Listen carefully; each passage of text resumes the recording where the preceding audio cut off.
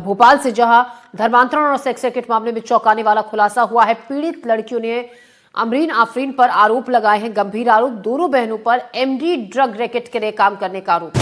आरोपी बहनें MD drugs की पुड़िया साथ रखती थी।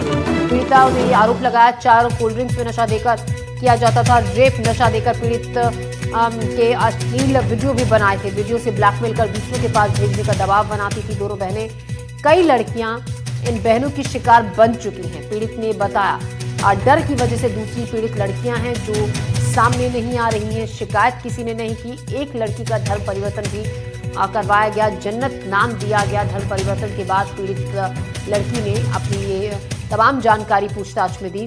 तो और ये भी कहा कि अब कई ऐसी लड़कियां हैं जो दोनों बहनों की शिकार हुई हैं। दोनों बहनों ने ब्लैकमेल किया, ड्रग दी, रेप कराया, जबरन दूसरे कई जगहों पर उनको लेकर जाती थी।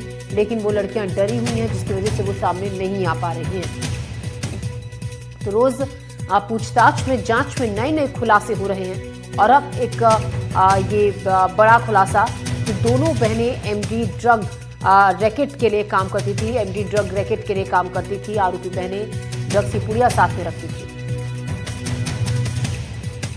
हमें नहीं मालूम है कि कौन कहाँ से लाते थे, क्या लाते थे, वो कहाँ देते थे, हमें कुछ नहीं मालूम। बस उनके घर में मिलता था, क्योंकि हमें भी नहीं मालूम कि ड्रग्स क्या होता है। कौन सा ड्रग्स बस ये है कि इतने बड़े बड़े कुछ पाउच थे जो वाइट कलर का, छोटा इतना इतना उसमें कुछ होता था। तो एक दो बार हमने पूछा तो उन्होंने यही जवाब दिया कि तुम्हारे काम का नहीं है, तो इसे हाथ मत लगाना। और फिर जब एक दो बार हम लोगों को उसमें दिया भी, चाय में, कोल्ड ड्रिंक में कई बार हमें दिया, तो इसलिए मालूम चला कि ये ड्रग्स है। और कब कुछ से नहीं। संपर्क में थी आप?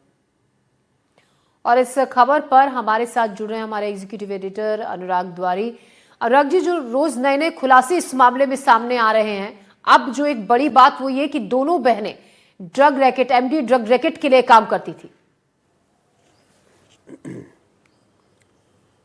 बिल्कुल ज्योति, देखने वाली बात है कि जो पीड़ित जो दो सामने आई हैं, कल भी वो पुलिस कमिश्नर दफ्तर में पहुंची थी और उनके साथ हिंदुवादी संगठन के लोग भी थे, क्योंकि जो एफआईआर दर्ज हुई है वो 7 अलग अलग धाराओं में दर्ज हुई है, जिसमें बीएनएस के 64 की कई उपधाराएं हैं, 351 है, 123 और इसके अलावा मध्य प्रदेश धार्मिक स्वतंत्रता अधिनियम जो 2021 का है, उसकी धारा 3 और 5 के तहत मामला दर्ज हुआ था। तो जो उस वक्त उन्होंने एफआईआर दर्ज कराई थी उसमें ड्रग्स की तस्करी के आरोप नहीं थे। लेकिन कल जब वो पुलिस मुख्यालय में, माफ कीजिएगा, पुलिस कमिश्नर दफ्तर में पहुंची हैं और उन्होंने फिर ये आरोप लगाया है और कुछ और बातें कही हैं उन्होंने कि कोड का इस्तेमाल किया जाता था, जो अलग अलग पब या अलग अलग लाउंज में उनको भेजा जाता था। उस वक्त उनको जो नशे की पुड़िया, जो वो एमडी कह रही है, जैसे आपने बयान में सुना, वो कह रही है कि उनको उनका नाम नहीं पता है। 1 से 2 बार उन्हें कहा गया, फिर कहा कि कई बार दिया गया। तो इस तरह की बातें उन्होंने कही और कहा कि उसको कोड वर्ड में शर्ट का इस्तेमाल करते थे कि शर्ट पहुंचाना है। तो इस तरह की कई बातें कही जा रही हैं। कल भी मेरी जो पुलिस कमिश्नर हैं उनसे बातचीत हुई है। उन्होंने कहा है कि जितने भी आरोप हैं, जो भी मामले हैं, सबकी तस्दीक की जा रही है, सबकी जांच की जा रही है। चूंकि उन्होंने कहा था कि उनको अहमदाबाद भी लेकर के गए थे, तो पुलिस की एक टीम अहमदाबाद भी गई है, क्योंकि इस मामले में जो मुख्य किरदार हैं आमरीन, उसकी बहन और चंदन यादव, इसके अलावा बिलाल चानू, ये कुछ लोग हैं जो अभी जिनकी गिरफ्तारी बाकी है। जो गिरफ्तार हुए हैं उनको 1 तारीख तक पुलिस रिमांड में दिया गया है।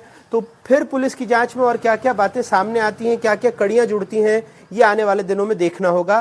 फिलहाल जो पीड़ित हैं उन्होंने कुछ गंभीर आरोप और लगाए हैं, जिसमें ड्रग्स की तस्करी भी शामिल है।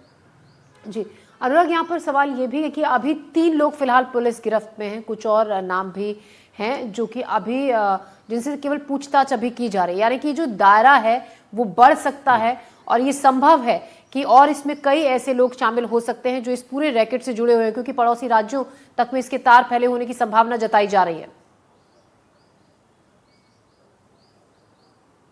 देखिए, जो पड़ोसी राज्यों की बात है उसमें ये कहा जा रहा है कि आमरीन के रिश्तेदार अहमदाबाद में रहते थे और अपनी बच्ची की तबीयत खराब होने का हवाला देकर पीड़ित को आरोपी अहमदाबाद लेकर के गई थी और वहां पर उनके घर में भी पीड़ित के साथ रेप हुआ है। तो इन तमाम कड़ियों को जोड़ने के लिए, और जैसा आपने खुद कहा कि इस बात की भी आशंका है कि और भी कई लोग इसमें शामिल हो सकते हैं, लेकिन पुलिस अभी तक पूरे मामले में बहुत ही एक संतुलित तरीके का बयान ही दे रही है कि पूरे मामले की जांच जारी है और जो भी आरोप लगाए गए हैं उसकी वो तस्दीक कर रहे हैं। जी, तो अभी पुलिस पूरे मामले की जांच पड़ताल की बात कह रही है। बहुत शुक्रिया आपका जानकारी के लिए अनुराग द्वारी हमारे सीनियर एग्जीक्यूटिव हमें जानकारी दे रहे थे। इस मामले में पुलिस की जांच लगातार जारी है।